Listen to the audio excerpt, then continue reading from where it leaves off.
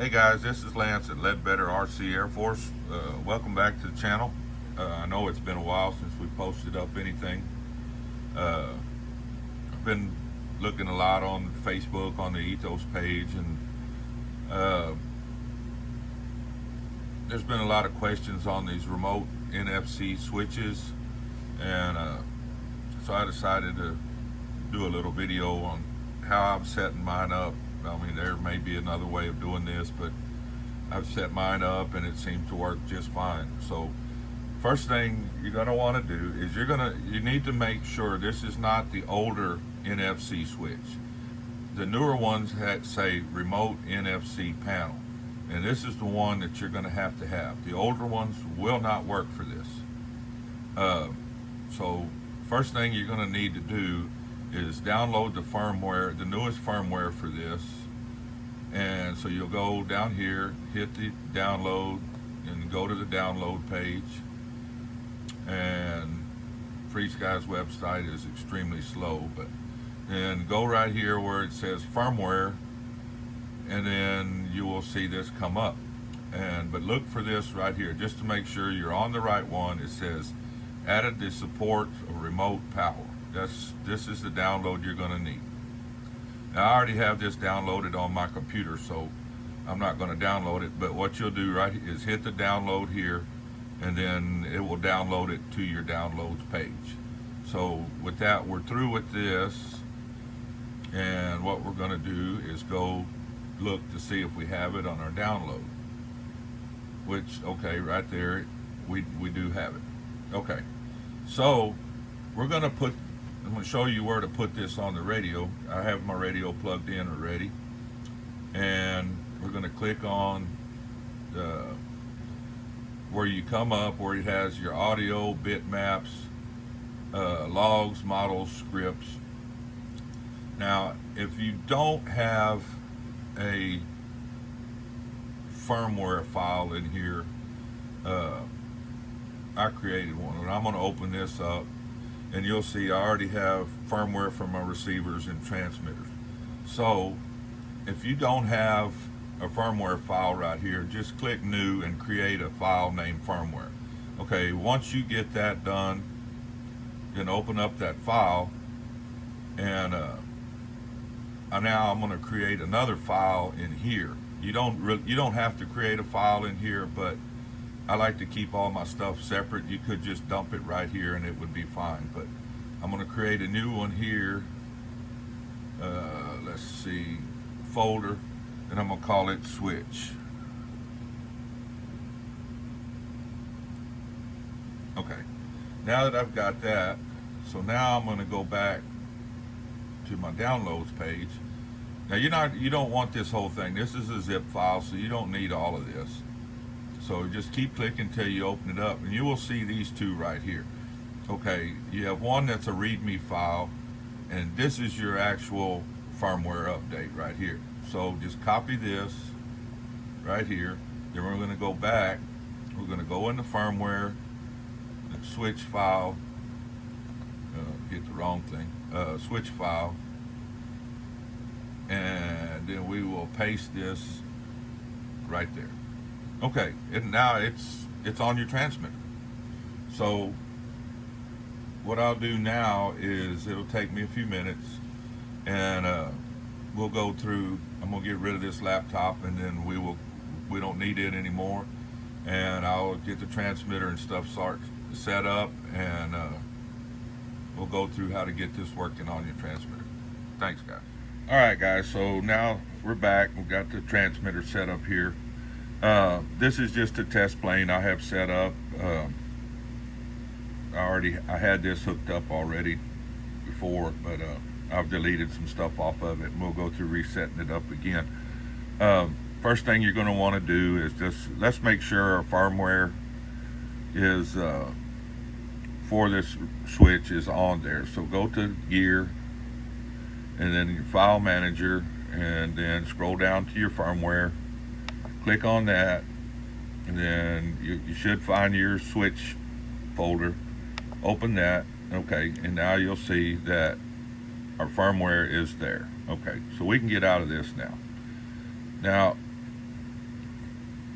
at this point, what I would do is whatever receiver you're using for this switch, whether it's a TDR12 or a TDR18 or whichever, go ahead and register and bind that receiver like you would through the normal process on the RF page. And once you get that done, just set that receiver aside, and then now I'll go ahead and show you the switch process. So what I would do here is, at this point, I'm going to set my switch up on pot 2 right here, simply because I don't use either one of these for anything. I used to, when I was flying this, I used to have my gain for my gyros on here, but I've since then switched to the Pro model, which has an extra trim, and now I've assigned my gain to that trim switch. So I don't use these for anything, so this is what I'm going to use for my switch, because I'm never going to touch these while I'm flying. Alright, so the first thing that I do, because I'm going to want this switch to work from 0 to 100, not from -100 to 100. I want it to work that way. So I'm going to scroll over here and go into curves, and I already have this curve made, but anyway, just create a curve right here, and what you're going to want to do is, we'll open this up and I'll show you. Just name it remote switch or whatever, and then you're going to do a custom curve and just 2 points, and then you'll want to have, like you can see right there, 0 to 100. Okay, once you have that done, then go ahead and get out of this. And now I'm going to go into my mixer page. And for this deal, I'm going to go ahead, I'm going to assign, you have to have a channel for this switch. So I'm going to add a mix, and it's just going to be a free mix, and I'm going to put it in the last position, and we're going to call this, I'm just going to call it switch.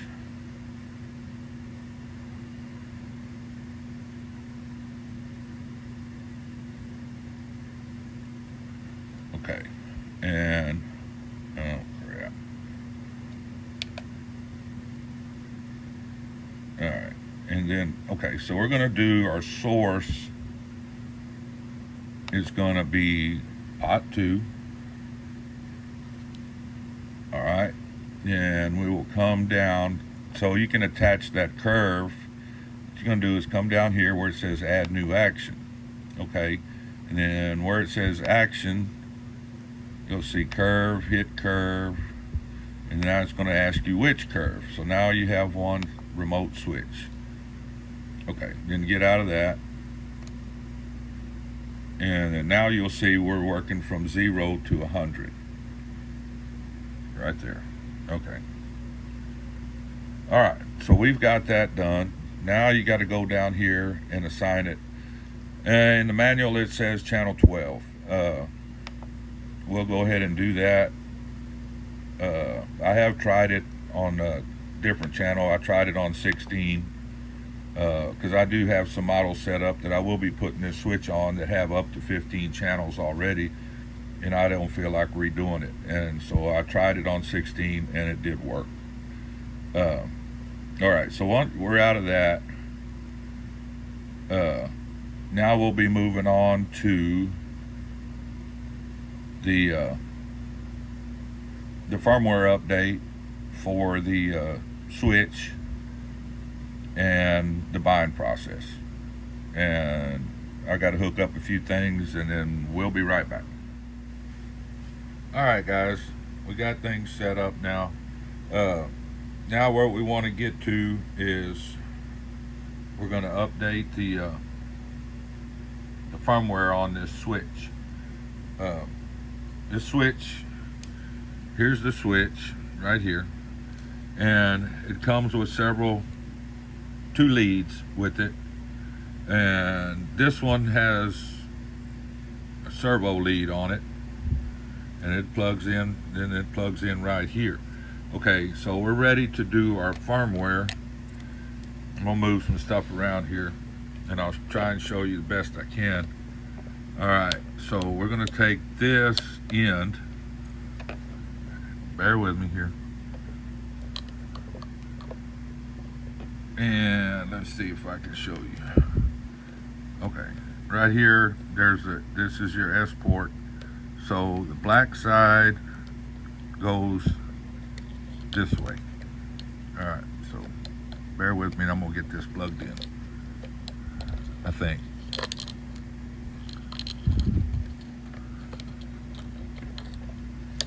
Okay, we got that plugged in. Okay, so now what we need to do is we need to go back to our system and file manager.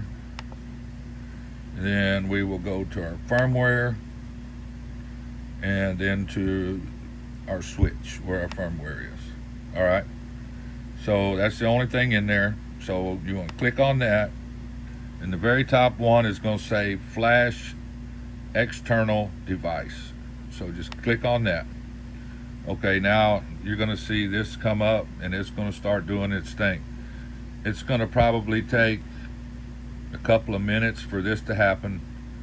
So I'm going to shut this off while it runs through this, and whenever it gets through or it gets close to the end, I'll bring it back on. All right, guys, this is almost done. So as soon as this gets done, we'll move on to the binding process. This part right here usually takes about 3 or 4 minutes, but it works. And I know there's some guys out there right now that are kind of wondering about these switches. I've tested the range tested. I've tested this with failsafe, and I've tested it extensively. And I'll tell you how much I trusted. I had a brand new 3D plane that I had like 3 flights on that I put the first switch in, and so far I've got 4 or 5 flights on it, and it's performed flawless. So I don't think anybody has to be worried about this switch. All right, so once that, it'll tell you success, then close, and then you can get out of this.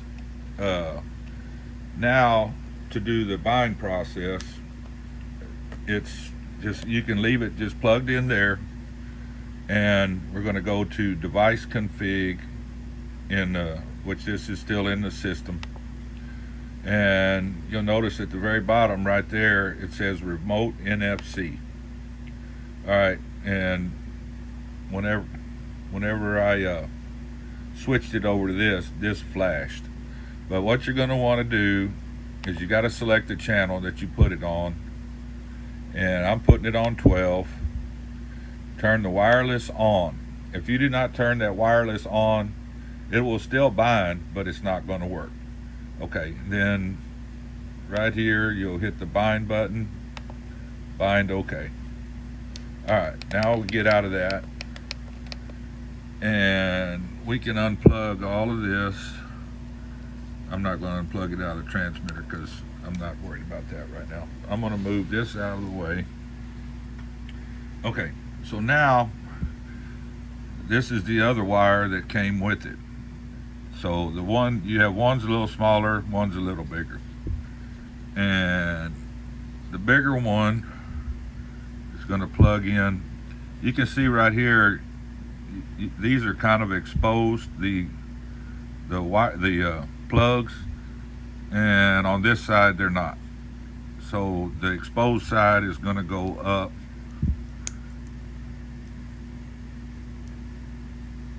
like that. So in other words, the red is going to go up towards this hole. Okay, so then the other end, this is a TD SR12. On the side, this is where your switch is going to plug, and on top it's labeled, and it's the same way. You're going to flip it till you see the kind of see the exposed pins, and then just plug that in right there. All right, next we're going to take and plug our battery in. And for some reason, when you plug your battery in or whatever, your receiver will kind of blink a little bit. Okay, so now what we're going to do is, with the knob all the way to the left here, my receiver is off. Okay, so I'm going to turn this knob all the way. Receiver on. You'll see that the switch came on, and now the receiver is blinking blue, just like it's supposed to be. So now that's all set up. It's ready to go. And let me plug in something here.